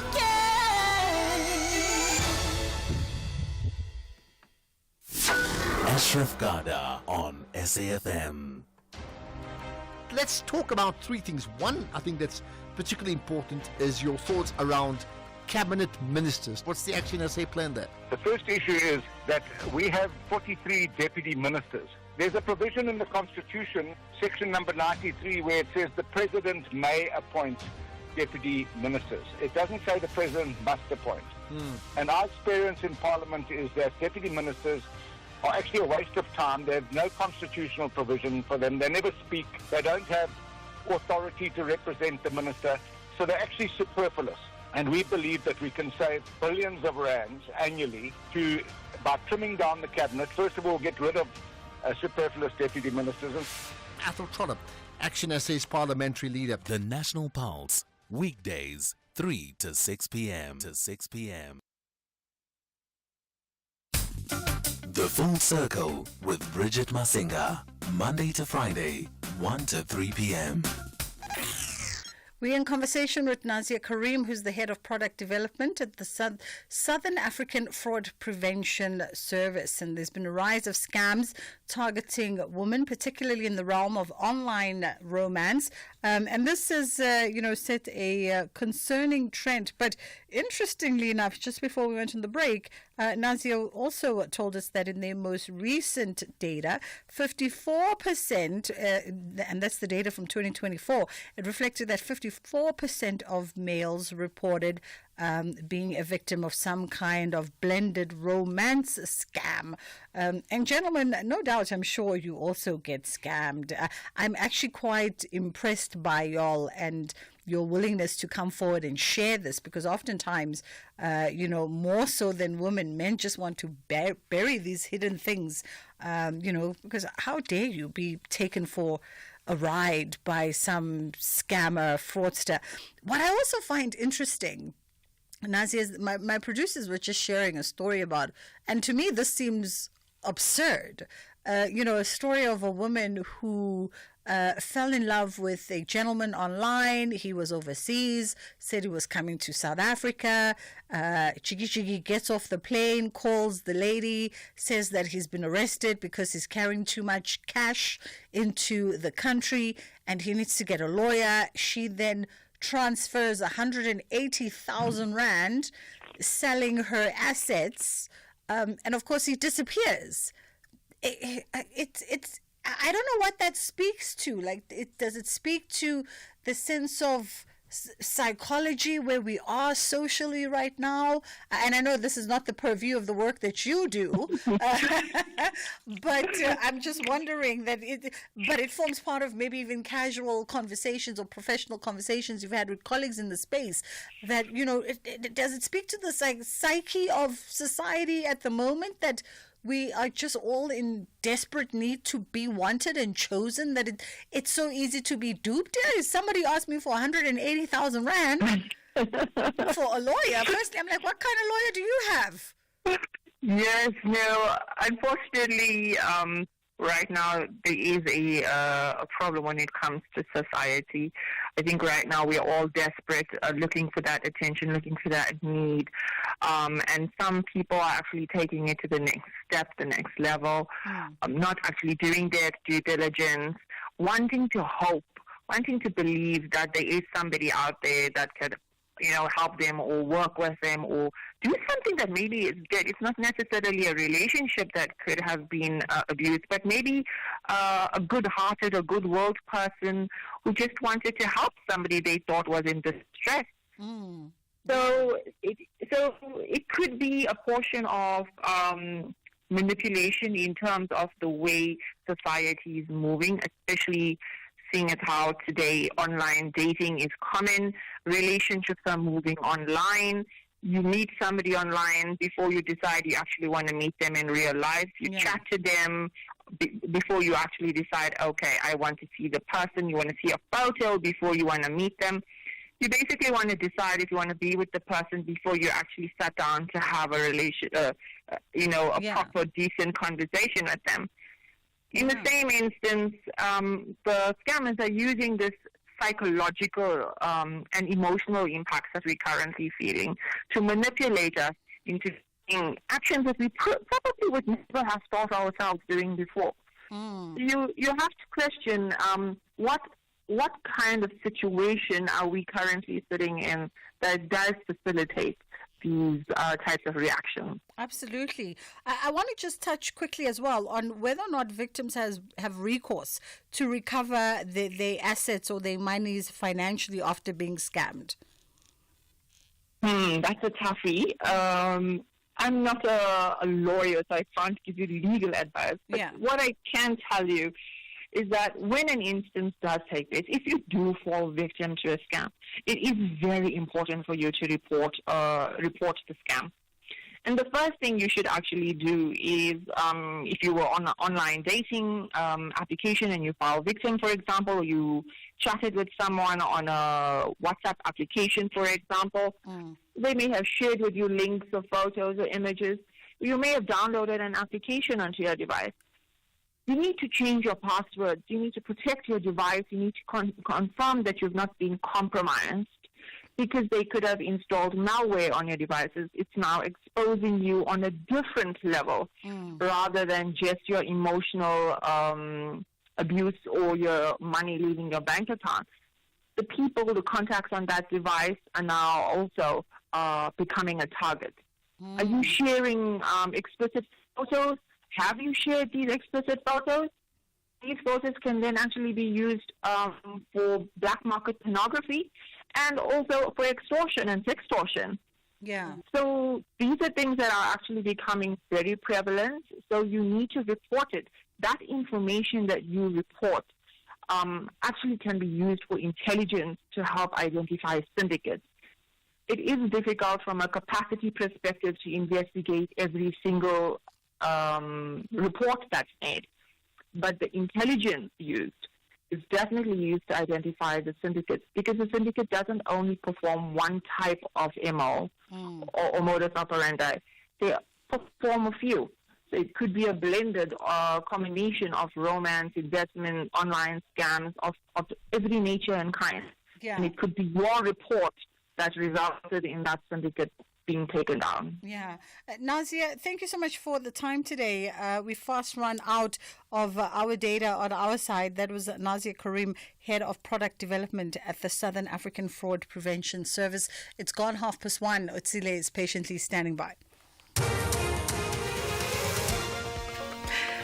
Thanks, Bridget. In the headlines, Postbank CEO Nikki Mbengashe says they are confident that they will hit the 1 million mark of grant beneficiaries migrating from the SASSA Gold Card to the Postbank Black Card within the next week.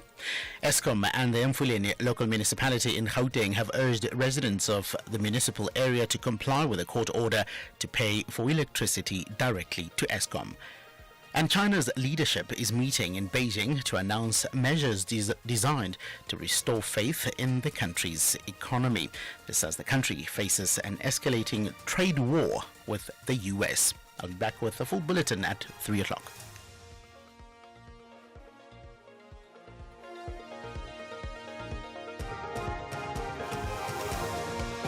You're listening to Bridget Masinga on SAFM.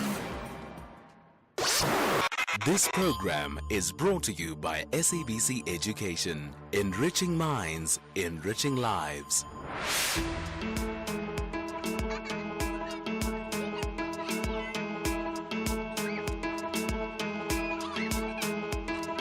SABC Education, in partnership with the Department of Health and Dilifala Bantwana, bring you episode 14 of the side-by-side drama season 4, focused on HIV, you, your child, and your family. Say and say, side by side.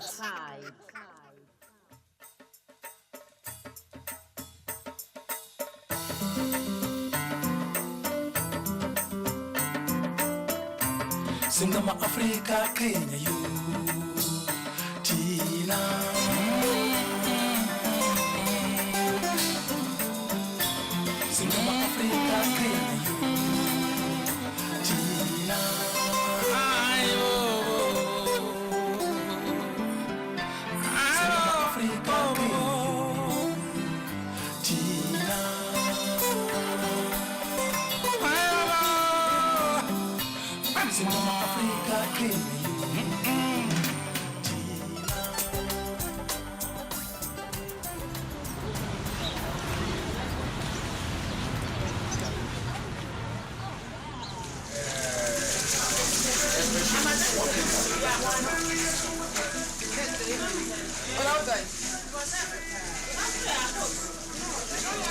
Aibo!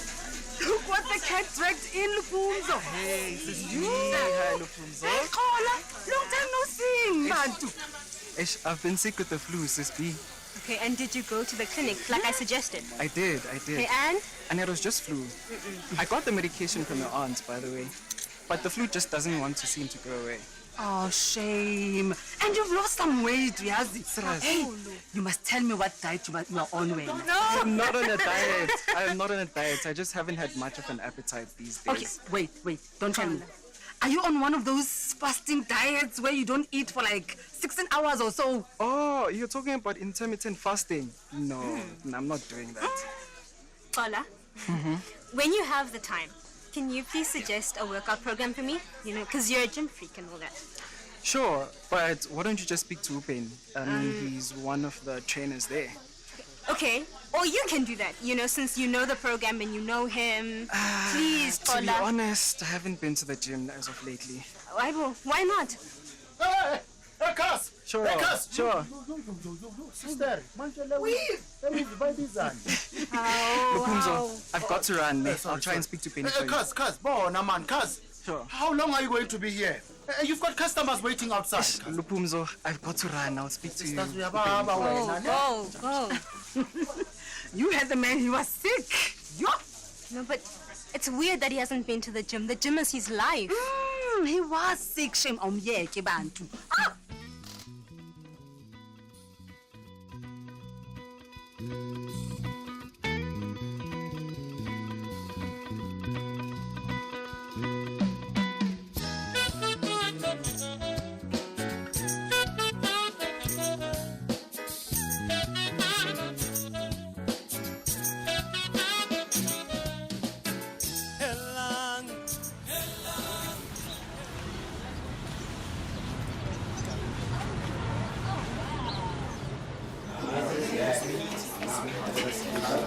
Thank you, grade 7s.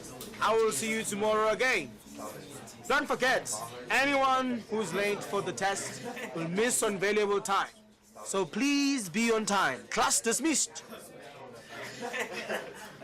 Imange, please remain behind. I would like to talk to you about the assignment you handed in.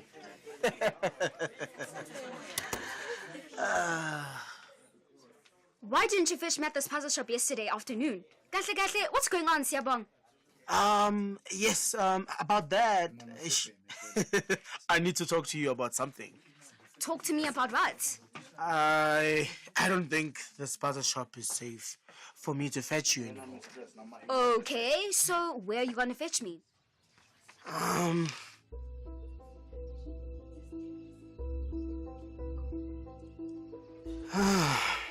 About that.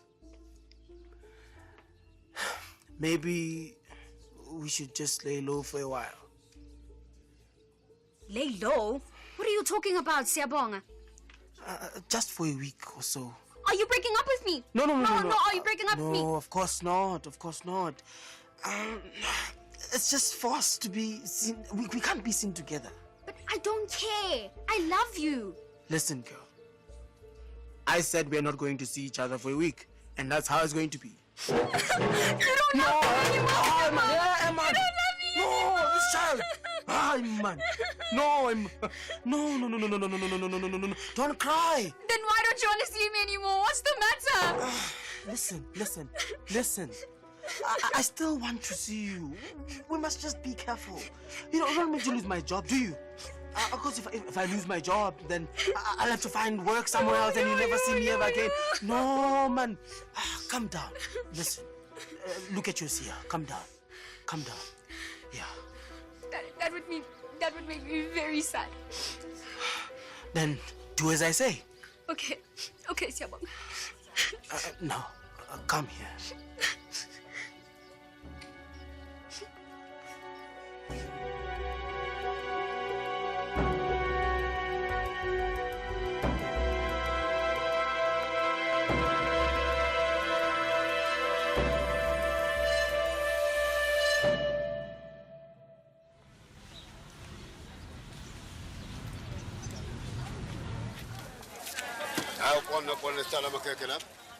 Hey man, Kazi, I saw that girl you've been chasing for a while. What's her name? Gloria.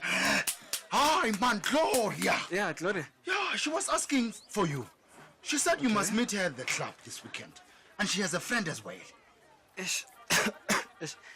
I don't feel like going. Oh, why not, in fact? I'm just not in the mood for clubbing. Kazi, man. Kazi. What's wrong with you? You've been like an old auntie, man. I don't know. I'm just not feeling well. I'm telling you, Flashes, I can't even bench 90 kgs anymore. It's like my power has been zapped. Kazi, maybe you just need to rest more, yeah? Ish, I wonder if I should do an HIV test. Whoa, Kazi, what? Emma, there's nothing wrong with you. You don't look like you have HIV. Aye, Flashes, you can't see if someone has HIV, man. Ish, I read that people can live long lives with HIV. Nonsense, man. Eh? I can tell if someone has it just by looking into their eyes. I have HIV vision, and then pattern imaginary scan. You're so wrong, my guy. You're so wrong. Ah, man. Kazi, I don't know why you are so worried. If you get it, I'm sure they have an injection that you can take to make it go away. Like those vaccines they had in COVID. Hey, Maria Mina, I still don't want to go near any of those vaccines. Cuz, that's definitely not how it works, yo. There's no cure for HIV. And I read up about it. You must just stop believing everything you read on social media. It's not even a credible source. Okay, all right. Maybe I don't know. But you have been doing a lot of reading lately. Huh? I'm worried, Flashes. You always worry, Kazi. And if you didn't worry, you wouldn't be my cousin. Then I wouldn't be worried. Who are you? And what did you do to Kola Mara, eh? Hi, man, Kazi, come on, man. Yeah. Okay, forget about me. It's all in your head. You think I'm imagining it? Of course you are. I'm always right. So, are we going to team up this weekend so I can meet a glorious friend? I'll think about it. Come on, Kazi, think about it hard now.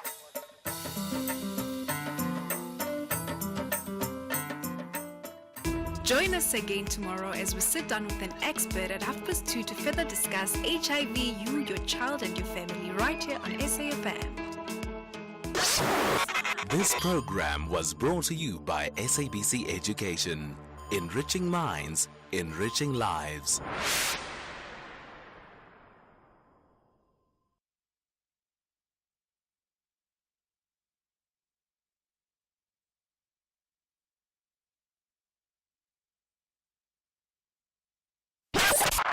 SAFM 104 to 107 nationwide. Leading the conversation. Bafana are taking on Lesotho at the new Pitamukaba Stadium on the 21st of March 2025 at 6 p.m. for the FIFA World Cup 2026 qualifier. Come early, dressed to commemorate Human Rights Day and support Bafana for a chance to win prizes from our host, Limpopo Government and Polokwane Municipality. Gates open at 3 p.m. and tickets start from 70 Rand for adults with special rates available at 40 Rand for children under 12 at all Ticket Pro outlets. If you can't make it to Polokwane, catch the game live on SABC2 at 6 p.m. or visit sabcsport.com for more details. Visit safa.net and Bafana on X and TikTok. Whether it is a CCMA referral, problems with a mechanic, or unfair blacklisting, Clientele legal plans are affordable and you receive up to 670,000 rands worth of legal services per year. We cover civil, criminal, and labor-related matters. Our legal team will be your support 24 hours a day. SMS SAFM to 32195. That's SAFM to 32195. Clientele General is an authorized FSP and a licensed non-life insurer. T's and C's online. Standard rates apply. Mzansi Africa. SABC Sport is searching for talented football commentators. Are you knowledgeable knowledgeable and passionate about football commentary? Are you a great storyteller of the beautiful game? That's why they're very good in controlling the ball and keeping it in minutes. Submit a 2-minute commentary clip in your South African language of choice to commentator@sabcsport.co.za. Also email your full name, surname and contact details. Closing date is on Friday, 7 March 2025. Only shortlisted candidates will be invited for the second round of auditions at SABC Studios in March. SABC Sport. For the love of the game. The G20 Anti-Corruption Working Group technical meeting has kicked off in the Western Cape. It began on the 3rd of March and it's running until today, the 5th of March. Global leaders are convening to tackle critical anti-corruption strategies, and discussions will focus on 3 key areas: strengthening public sector integrity, enhancing asset recovery, and promoting inclusive participation. This meeting marks a key step towards global accountability. And this message was brought to you by the Department of Public Service and Administration. Bridget Masinga on SAFM.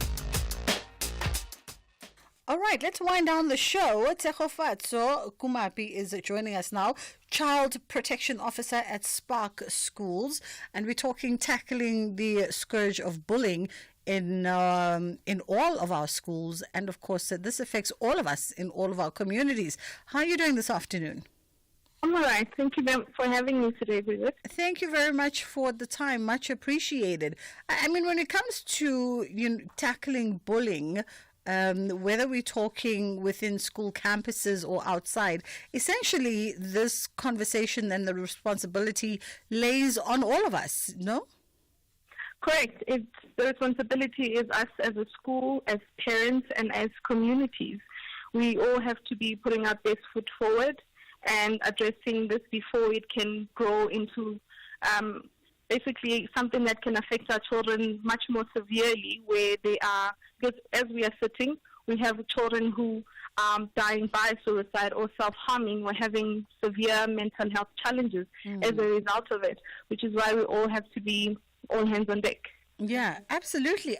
The sad part is, and the alarming part is, since schools reopened around about January 15, we've already seen a reporting of over 550 plus bullying incidents in South African schools.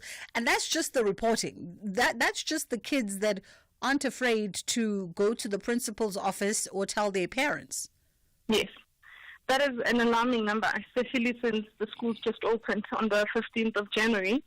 And these are not even small cases. They are so much bigger. You can only imagine the kind of trauma those children are currently living in right now that they have to be working through. The other sad part about this conversation, Tsegofatso, and I think we always at pains to highlight that whether we're talking school or because bullying can continue to tertiary level as well, or we're talking, on campus, uni campuses, it's really a reflection of everything that's going on in society. It's not something that's happening in isolation outside of the environments that these children live in and that these children grow up in. That is true. I think if we look at our statistics on gender-based violence or the statistics on the kind of abuse that the children have been experiencing from the last quarter, that just tells us that it's not happening in isolation, and the things that are happening in society, the violence that children are being subjected to or that they are witnessing, is having a massive effect on children in primary schools and high schools, in varsities, and even in workspaces. Now, here's the unfortunate twist to the story is, how do we then begin to intervene with bullying at schools when we know that, systemically, kids are just going back into environments where they themselves are being bullied, where themselves are being abused? How do we begin to then tackle that in the 7 hours of a school day? I think it's very important for schools to invest in having psychosocial professionals within their teams, be it social workers, psychologists, because they are able to drive that conversation much further into having sessions with parents, bringing on other stakeholders like the police if it's needed, or bringing other stakeholders like faith-based stakeholders that are able to work together with our families, with our communities, to try and also show them how the actions in the household, the things the children are exposed to in their communities and on social media, all are having an effect on the bullying statistics and how it is currently looking. So investing in having more social workers in our schools, because that will broaden up the conversation and bring more people who are able to assist in addressing this.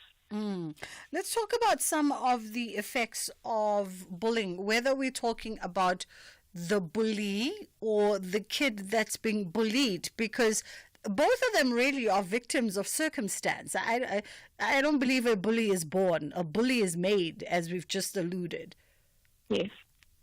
That is true. A bully is made. And I think it's one of the reasons why it's important for parents, if you are receiving a phone call or if you are brought into a meeting by a school and you are told your child has been bullying others, it's important for you to respond by not defending, by not making excuses, but respond and work together with them by finding what is the root cause. What do I need to be working on at home? Is there something that I am perhaps missing? Is my child having some insecurities that I'm unaware of? Is my child also a product of being bullied and therefore is acting out? If you come and we have that kind of conversation, it is much easier to eradicate that because you've opened yourself up to the process of support for yourself and for a child. And in the long run, it will then decrease other cases of bullying, you know. And yet, weirdly, I'm thinking about that incident that happened recently, the one that made the headline news in Centurion. It almost seemed like the parents of the bully, when approached by the victim's parents, did the exact opposite of what you've just said. They went on the offensive and almost on the attack, instead of sitting back and trying to understand the situation and where the victim's parents were coming from, because they seemed like they were coming from a perspective of let's mediate as adults and let's try to get to the root cause of the situation and how we move forward. Listen, I think more than anything, no one is prepared for how they should respond when your child is a bully. Most of the time, you are not prepared, and it can go any way. And I think that's why it's important that you have these different professionals who can assist everyone involved in terms of their acceptance, instead of in terms of helping them process the emotions that they also might be feeling at that point. And I think that's why it's very important for schools to be having these psychosocial service professionals present, especially right now when we are having these cases being so prevalent in our schools. Yeah. I want us to jump to WhatsApp quickly on 061-410-4107. If you have a thought on this, we'd love to hear your perspective. Yeah, as a FM and the listener, I agree with you. The bully is made. You can make a bully, you can make a gangster.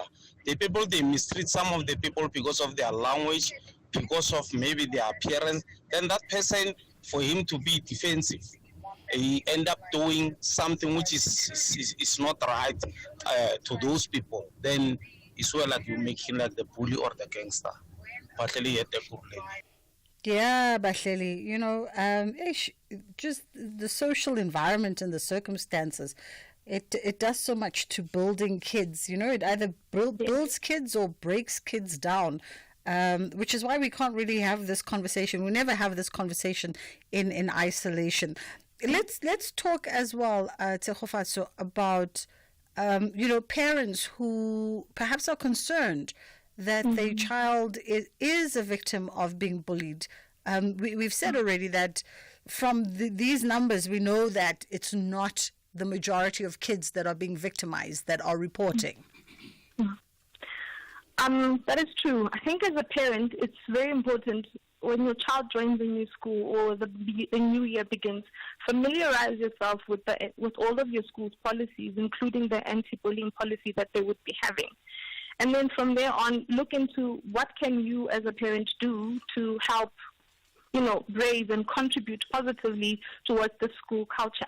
And then go on to build that relationship with your child, because that is what's going to help you to pick up when your child is changing. If your child is perhaps a victim of some form of bullying or some form of victimization from anywhere. And it's important for you as a parent to engage with the school in terms of understanding what mechanisms do you have should my child perhaps be afraid to come forward and report this. Are they, for example, at Spark Schools, we have what we call expression boxes, which are in all of our schools, and the purpose of them is to give children voices.